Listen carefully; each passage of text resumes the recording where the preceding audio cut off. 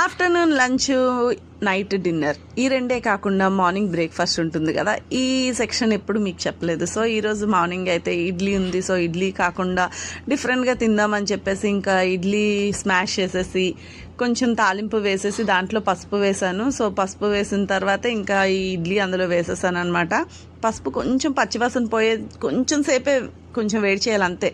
ఎక్కువ చేస్తే మాడిపోతుంది అది బేగా. ఇంకా తర్వాత పైన కొంచెం సాల్ట్ వేసాను. ఇంకా వేడిది ప్లేట్లో సర్వ్ చేసుకుంటే టేస్ట్ అయితే అసలు చెప్పనక్కర్లేదు. ఎందుకంటే ఇది ఓల్డ్ స్టైల్ బ్రేక్ఫాస్టే. ఇంకా వేడిగా ఉంది. ఆ వేడిగా ఉన్నప్పుడే టేస్ట్ కూడా చాలా బాగుంటుంది.